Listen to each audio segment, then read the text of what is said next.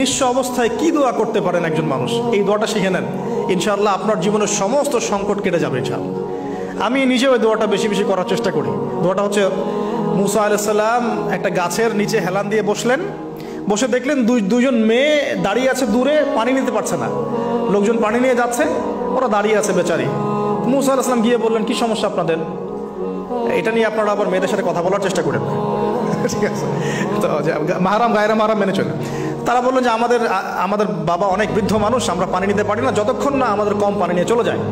মুসা আলাইহিস সালাম তো একটু বললাম না, ফিজিক্যালি খুব স্ট্রং ছিলেন, থাকে না বডি বিল্ডার, সামনে গিয়ে কথা বলে সরো পানি নিতে দাও, তখন মানুষ একটু মূল্যায়ন করে না। তো মুসা আলাইহিস সালাম এভাবে পানি নিয়ে দিলেন এবং বাছুরদেরকে পানি পান করালেন, করিয়ে গাছের নিচে এসে বসে আছেন।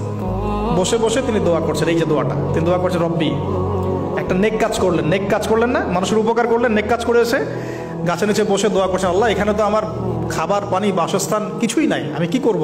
রব্বি ইন্নি লিমা আনজালতা ইলাইয়া মিন খায়রিন ফাকির, রব্বি ইন্নি লিমা আনজালতা ইলাইয়া মিন খায়রিন ফাকির। আবার বলেন, রব্বি ইন্নি লিমা আনজালতা ইলাইয়া মিন খায়রিন ফাকির। অর্থ হচ্ছে, হে আল্লাহ, তুমি তোমার পক্ষ থেকে আমার উপরে যে নেয়ামতগুলো দিবে, আমি এর জন্য ফকির হয়ে বসে আছি আল্লাহ।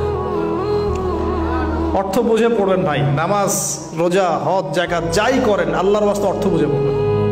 অর্থ বুঝে পড়লে আপনার ইবাদতের স্বাদ পাবেন, তৃপ্তি পাবেন, আল্লাহর সাথে কানেকশন হবে, আল্লাহর নূর পাবেন, মাআরিফত পাবেন, সত্য স্বপ্নও দেখবেন তখন ইনশাআল্লাহ। তখন সত্য স্বপ্ন দেখবেন ইনশাআল্লাহ। আল্লাহ পাক তৌফিক দান করে দেন।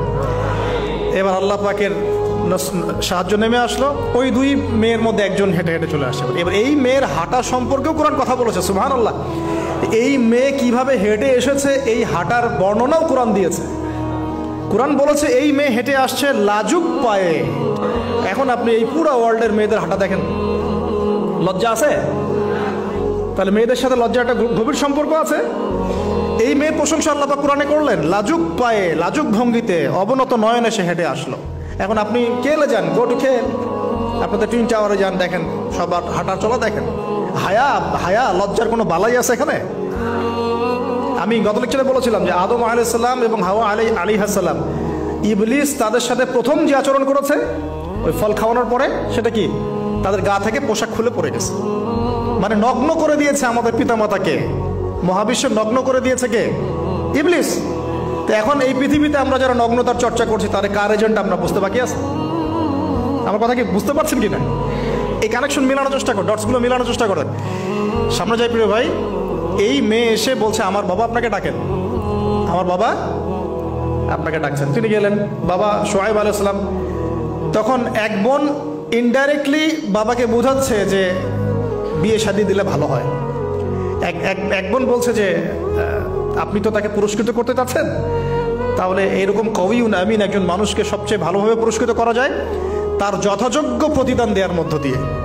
তো মেয়ের ইশারা বাবা বুঝেছেন, তিনি নিজের এক মেয়ের সাথে মুসা আলাইহিস সালাম বিয়ে দিলেন, সুবহানাল্লাহ। তবে শর্ত দিলেন, দেন মোহর কি? মোহর তো নাই। মোহর কি এবার? মোহর হচ্ছে 8 বছর তোমাকে আমার ফার্মে কাজ করতে হবে। এটা আগেকার একটা স্টাইল ছিল, সুন্নাহ। এটা এখন নাই যদিও, আগে এরকম ছিল যে দেনমোহর দেওয়ার জন্য এই একটা পদ্ধতি ছিল। যেমন ইয়াকুব আলাইহিস সালামের ক্ষেত্রেও এরকম 7 বছরের কথা আসছে, তিনি 7 বছর তার শ্বশুরের ফার্মে কাজ করেছেন। এটা নতুন ছিল না ওই সময়, এটা কমন ছিল। এখন যেমন আমাদের দেশে কমন 10 লাখ টাকা মোহর হবে, 10,000 টাকা দিব, বাকিটা সব বাকি, তাই না? তো এরকম আর কি কমন কিছু বিষয় থাকে আর কি। আস্তাগফিরুল্লাহ, মাফ করো। বলবে বাসরাতে, বলবে আমাকে মাফ করে দাও। শুরুতেই নিজের গায়রথহীনতার পরিচয় দিল। আবার এদিকে শ্বশুরের কাছে মাশাআল্লাহ মোটা অঙ্কের ডোনেশন নিতে চাচ্ছে, যৌতুক। বিয়ে আমাদের ওখানে মাশাআল্লাহ মানে কেনা বেচা, মেয়ে বিক্রি করতেছে আর ছেলে কিনতেছে।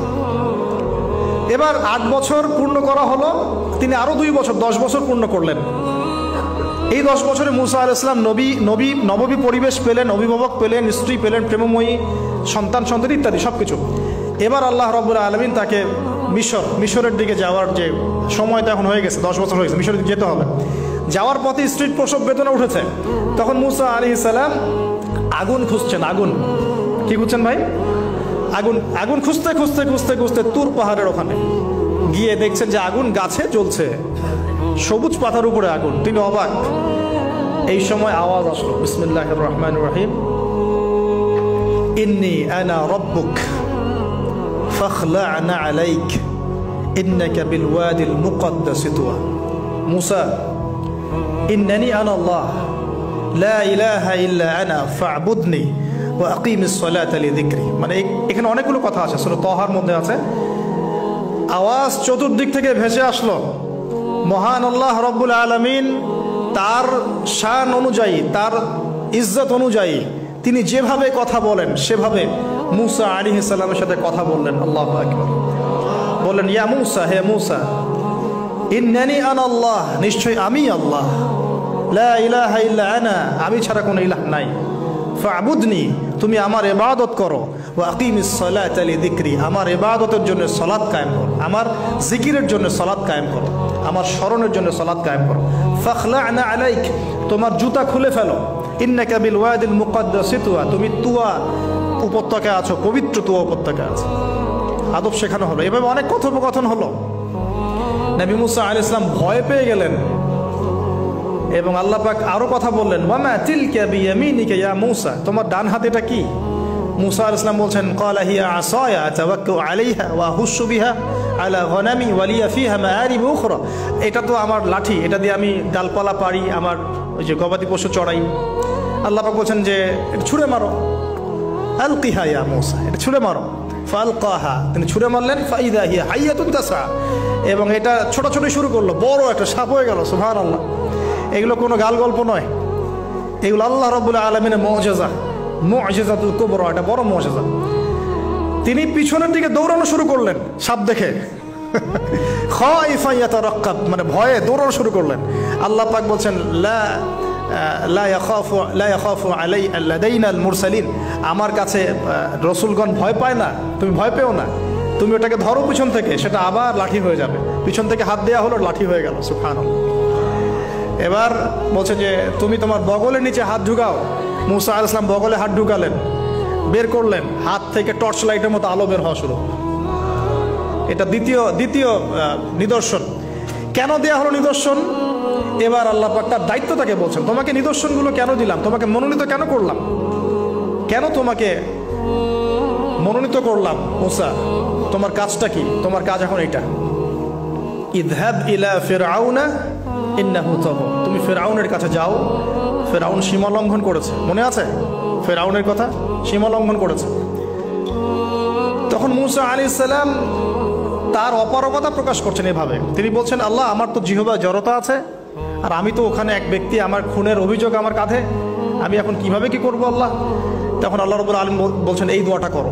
কোন দোয়া? মুসা আলাইহিস সালাম বললেন, রব্বি ইশরাহ লি সাদরি, হে আল্লাহ, আমার বক্ষ প্রশস্ত করো, ওয়াসির লি আমরি, আমার কাজকে সহজ করে দাও, ওয়াহলিল উকদাতাম মিন লিসানি, আমার জিহ্বার সমস্ত জড়তা দূর করে দাও, ইয়াফকাহু কাওলি, যাতে মানুষ আমার কথা বুঝতে পারে।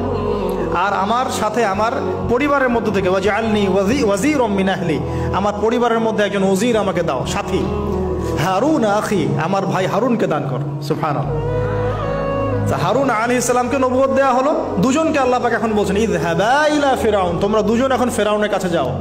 ফাইন্নাহু তাগা ফাকুলা লাহু কাওলাল লাইয়িনা, তবে তাকে গিয়ে কর্কশ ভাষায় কথা বলবে না, নরম স্বরে কথা বলবে। দায়ীদের এখানে সুন্নাহ, দায়ীদের জন্য শিক্ষা আছে, দায়ী আলেম যারা মুবাল্লিগ তাদের শিক্ষা আছে। ফিরআউনের সামনে গিয়ে দাওয়াত দিলেও কিভাবে দিতে হবে? ফাকুলা লাহু কাওলাল লাইয়িনা, নম্রভাবে কথা বলো। লাআল্লাহু, কেন নম্রতার সাথে? লাআল্লাহু ইয়াতাযাক্কারু আও ইয়াখশা, হয়তোবা নম্রতা প্রদর্শন করলে সে উপদেশ গ্রহণ করতে পারে, অথবা সে আল্লাহকে ভয় করতেও পারে। আল্লাহ পাক তো আগে থেকে জানেন সে ঈমান আনবে না, তারপরেও আমাদের আদব শিখাচ্ছেন আল্লাহ পাক এখানে। তারা দুজন চলে গেলেন, দাওয়াত দিলেন। ফিরআউন মশকরা করছে, ওয়ামা রব্বুকুম ইয়া মুসা, তোমাদের দুজনের রব আবার কে? হ্যাঁ, মুসা আলাইহিস সালাম বুঝাচ্ছেন, রব্বি আল্লাযী, আমার রব সেই রব যিনি জীবিতকে মৃত করেন, মৃতকে জীবিত করেন, ইত্যাদি। মানে যার হুকুম ছাড়া একটা গাছের পাতাও নড়ে না, যিনি মাটি থেকে সব উৎপন্ন করেন, বৃষ্টি বর্ষণ করেন, সব বুঝালেন। ফিরআউনের বক্তব্য তখন এটাই ছিল, তোমাদের কাছে কি কোন নিদর্শন আছে, কোন আয়াত নিদর্শন আছে? হ্যাঁ, নিদর্শন আছে। কি? লাঠি ছুঁড়ে মারলেন, সাপ হয়ে গেল। এখন ফিরআউন বলছে, এটা তো জাদু, এটা কি? আমার জাদুকররা ওটা পারে, জাদুকরদেরকে ডেকে না হলো, জাদুকররাও লাঠি ছুঁড়ে মারলো, সাপ হয়ে যাচ্ছে। কিন্তু এই বড় সাপ ওদের সব সাপকে খেয়ে ফেললো। তখন ফেরাউন কিন্তু ভয় পেয়ে গিয়েছিল। এরপরেও এই হাত বের করে আলোর এই নিদর্শন দেখানো হলো, তাওহীদের দাওয়াত দেওয়া হলো, ফেরাউনকে ভয় করতে বলা হলো, ফেরাউনকে সতর্ক করা হলো যে আমার রব, আপনার রব, সবার রব হচ্ছেন আল্লাহ। সব কিছু বোঝানো হলো, কিন্তু ফেরাউন এই কোনো কথাই গ্রহণ করলো না।